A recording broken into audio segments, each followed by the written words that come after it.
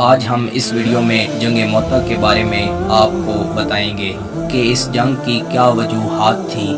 نبی صلی اللہ علیہ وسلم نے اس جنگ میں کس کو امیر سپہ سالار بنا کر بھیجا تھا، اس جنگ میں مسلمانوں کی تعداد کیا تھی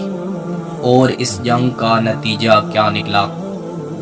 دوستوں، یہ سن 8 ہجری کی بات ہے جب رسول اللہ صلی اللہ علیہ وسلم نے صلح حدیبیہ کے بعد مختلف ممالک کے حکمرانوں کو خط لکھے تو اس وقت کی سب سے بڑی سلطنت روم کے حکمران کے نام بھی خط لکھا۔ خط لے جانے والے صحابی حضرت حارث بن عمیر رضی اللہ تعالی عنہ تھے، جن کو شہید کر دیا گیا۔ آپ صلی اللہ علیہ وسلم نے اپنے سفیر کا بدلہ لینے کے لیے 3000 صحابہ کرام پر مشتمل لشکر کو روانہ کیا اور جس کا سپہ سالار حضرت زید بن حارثہ رضی اللہ تعالی عنہ کو منتخب کیا، اور یہ حضرت محمد صلی اللہ علیہ وسلم کے منہ بولے بیٹے بھی تھے۔ اس لشکر میں حضرت خالد بن ولید رضی اللہ تعالی عنہ اور دیگر اصحاب رسول بھی شامل تھے۔ اس لیے عام رائے یہی تھی کہ حضرت زید نہ تجربہ کار ہیں، اس لیے قیادت نہیں ہونی چاہیے،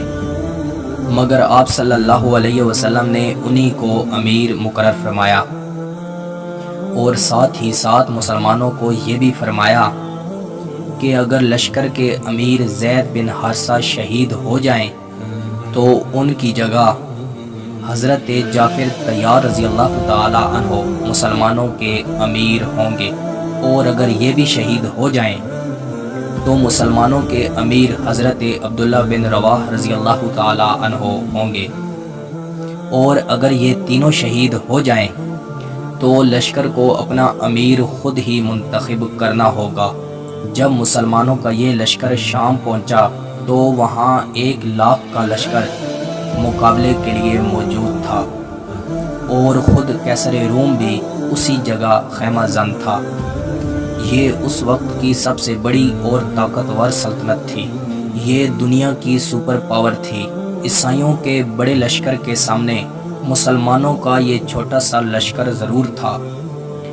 مگر اس کے باوجود مسلمانوں کے حوصلے بہت بلند تھے۔ جنگ شروع ہوئی،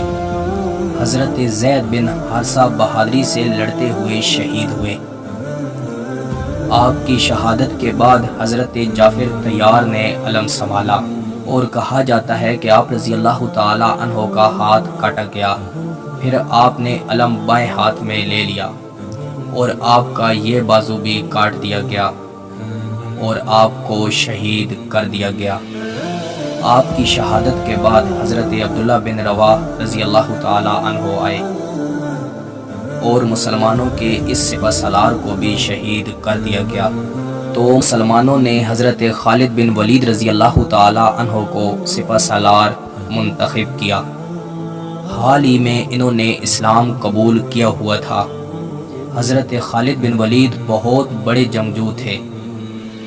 اور انہوں نے اپنے تجربہ سے یہ بات مان لی تھی کہ مسلمانوں کے اس جنگ میں جیتنے کے امکانات بہت کم ہیں۔ جب رات ہوئی تو انہوں نے ایک زبردست جنگی فیصلہ کیا۔ انہوں نے فوج سے کہا، پیچھے ہٹو، اور جب اگلی صبح ہوگی تو آپ اسلامی لشکر میں شامل ہو جانا۔ اس طرح رومی سمجھے کہ مسلمانوں کے لیے مدینہ سے امداد آئی ہے۔ جب اگلی صبح اس حربے کو استعمال کیا گیا تو رومیوں نے اپنی فوج کو پیچھے ہٹنے کو کہا اور جنگ رک گئی۔ تو ایسے حالات میں مسلمانوں کے لشکر کو حضرت خالد بن ولید رضی اللہ تعالی عنہ بڑی مشکل سے 2 لاکھ رومی لشکر سے بچایا۔ جنگ کسی فیصلے کے بغیر ہی ختم ہو گئی اور مسلمان مدینہ واپس آئے، اور یہی وہ واقعہ تھا کہ ہمارے پیارے پیغمبر محسن انسانیت حضرت محمد صلی اللہ علیہ وسلم نے حضرت خالد بن ولید رضی اللہ تعالی عنہ کو فرمایا تھا، سیف اللہ یعنی اللہ کی تلوار۔ اس کے بعد نبی صلی اللہ علیہ وسلم کا وصال ہو گیا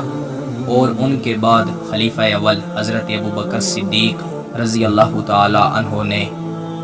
بہت سے لشکر روانہ کیے اور بہت سے لشکر روانہ ہوئے اور یہ سلطنت ختم ہونے لگی، اور ایسے ہی رومی اور فارس کی سلطنتوں کا مسلمانوں نے خاتمہ کر دیا۔